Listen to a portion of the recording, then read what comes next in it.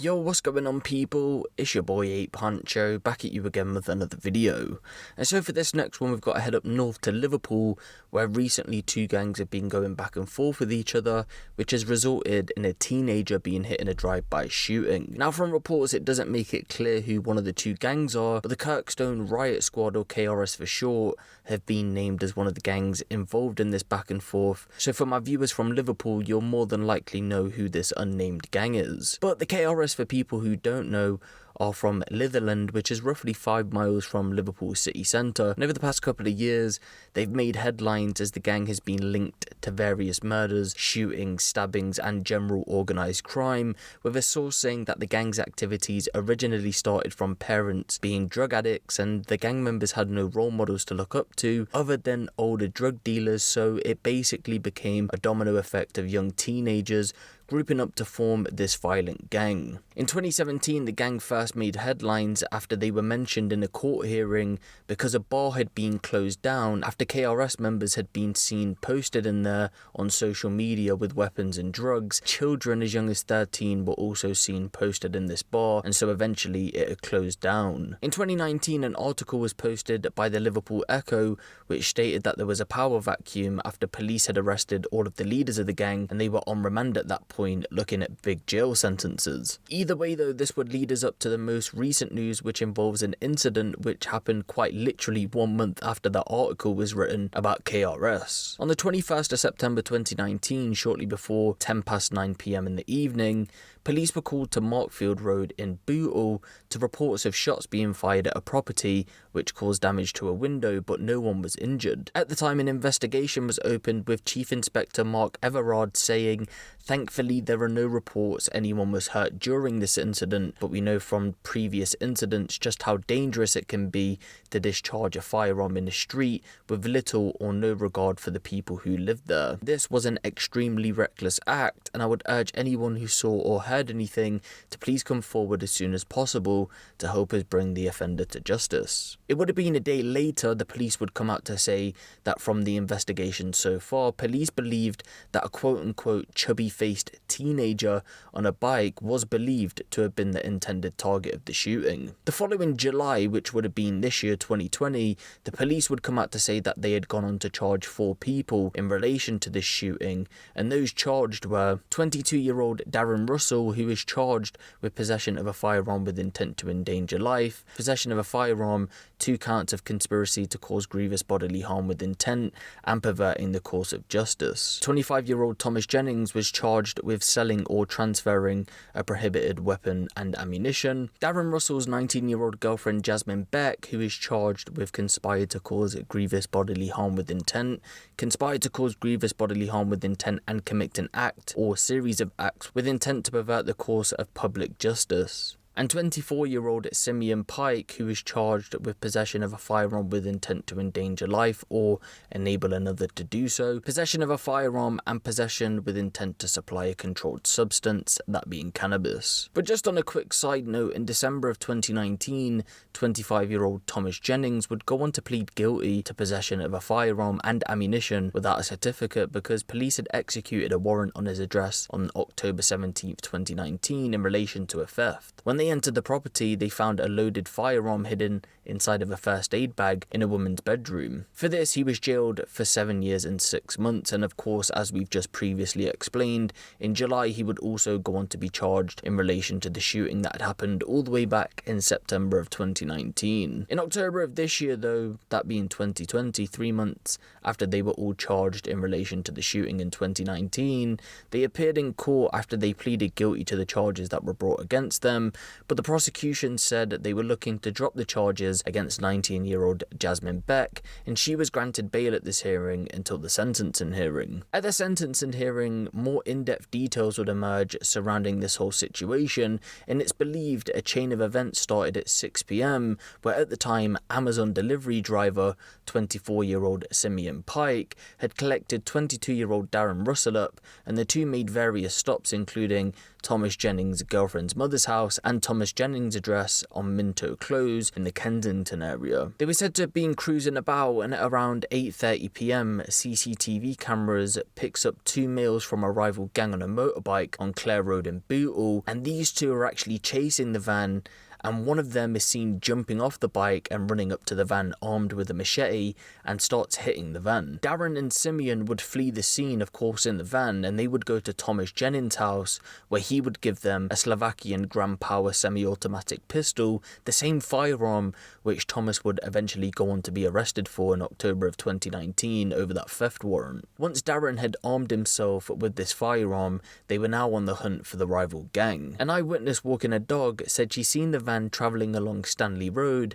near its junction with Melbourne Road. Explaining what happened next, prosecutor Henry Riding said that CCTV captures a young male on a bike known as Male A, who can't be named for legal reasons, I believe due to his age. In regards to him, the witness said she saw him get up off the ground, and she told police he was against the side of the snooker hall. I heard him saying, "Ah, ah," as though he was hurt. He was hobbling on one leg, trying to get his bike up off the floor. The woman gave a description of the male which matched Male A, but he refused to assist police, claiming that he was no victim. The prosecution said the other bullet travelled the full length of Melbourne Road, that being 120 metres, before hitting a TV in an elderly man's living room. After the shooting, an ANPR camera records the number plates of the van, and the van was seen on CCTV getting locked up near an address where Darren Russell had been staying on Hawthorne Road in Bootle. The following day, Simeon Pike would go on to be arrested and the van was seized. The prosecution said that police found 79 grams of cannabis,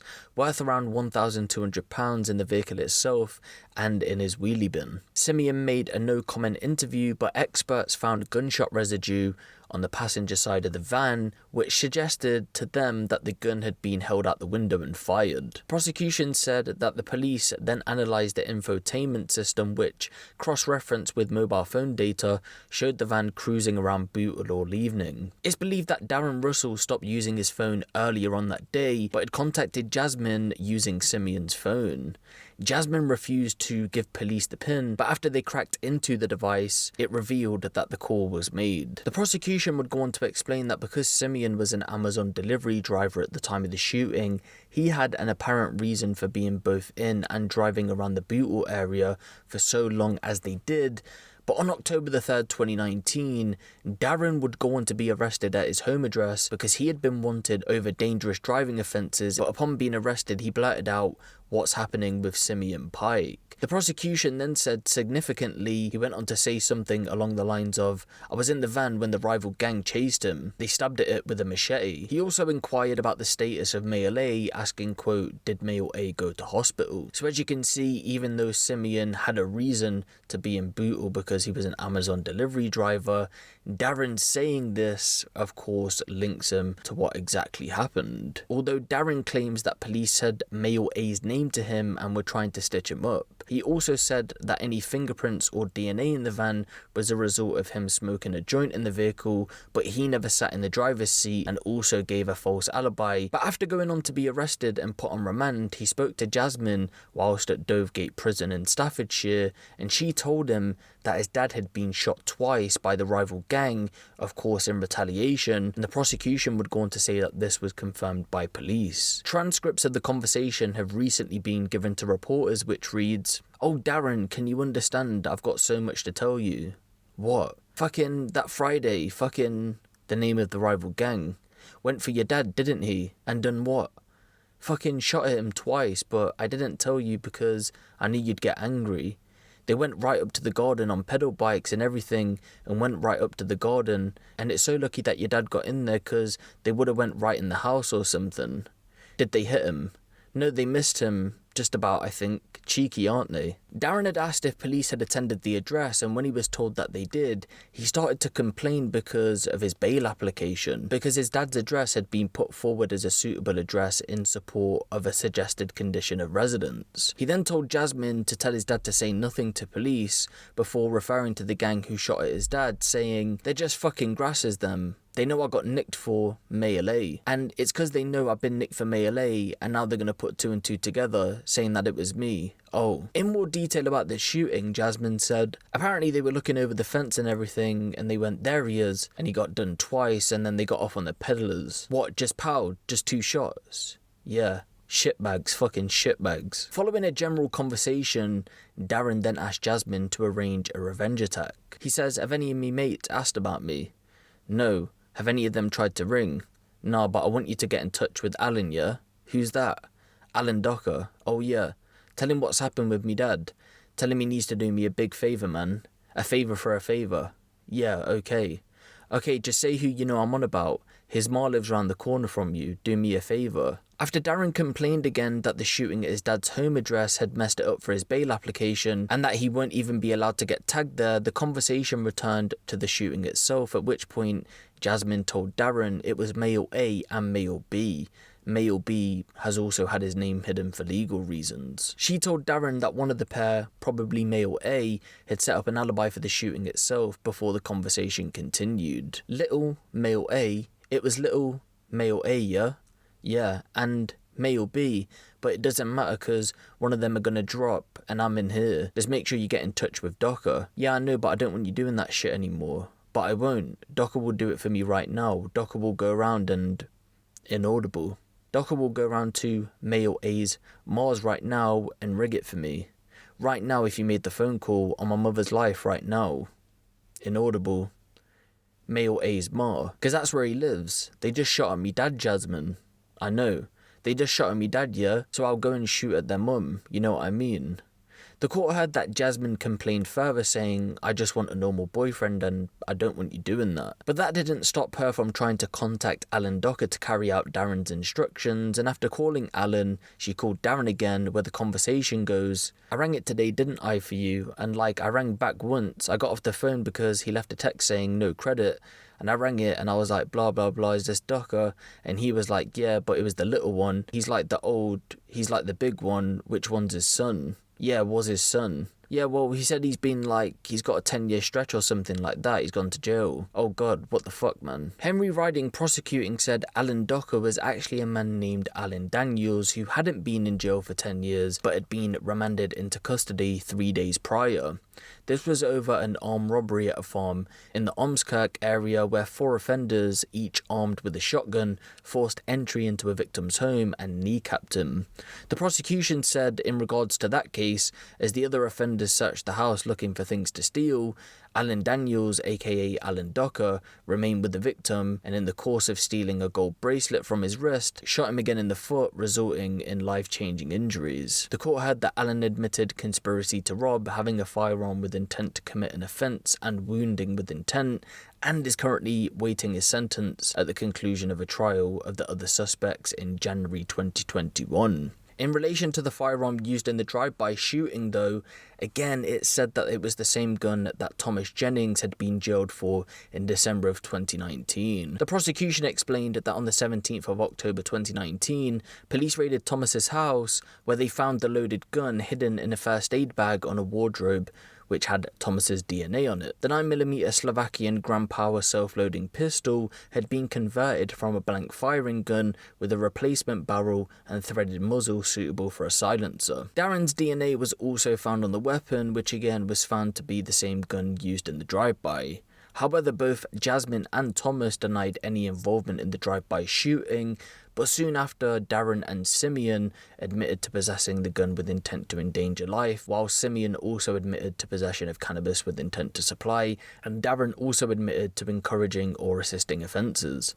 Thomas would soon after admit to transferring a prohibited weapon, and Jasmine still pleaded her innocence, but after all 3 men pleaded guilty and the prosecution were happy with that, Jasmine would have the charges dropped against her. In court, Darren said, I'm totally ashamed of myself for making such a terrible decision in life. He said he'd been a complete fool and now wanted to show he was a good person and had changed. Darren's defense said thankfully there's no evidence of serious injury here. He suggested that given Darren's record, he hadn't intended for him to murder male A or B, but eventually though, he would be jailed for 20 years in prison, plus a 4-year extended license. Simeon Pike was sentenced to 12 years for his involvement in this situation, and Thomas Jennings was sentenced to 7 years and 8 months in prison, on top of his 7 years and 6 months for the previous firearm offence that he pleaded guilty to all the way back in December of 2019. But from reports that I've read in this case, it doesn't seem like anyone actually spoke on anyone, and in fact, they even went on to give no comment interviews with police. What is interesting though is because they were offending elsewhere, for Thomas Jennings, police executed a warrant for theft, and for Darren Russell, police executed a warrant and he was a wanted man, of course, for dangerous driving. Obviously, this led to a series of unfortunate events because they linked the gun back to obviously the situation with the drive-by shooting, and Darren slipped up by saying that he was there with Simeon because obviously he thought that's why police attended there, but of course it wasn't. It was over the dangerous driving offence. But yeah, let me know what you guys think of this down in the comment section below. Give the video a little like, and if you want the latest drill, street and music news out of the UK, be sure to hit the subscribe button and the notification bell. It's been your boy Huncho, and I'm out.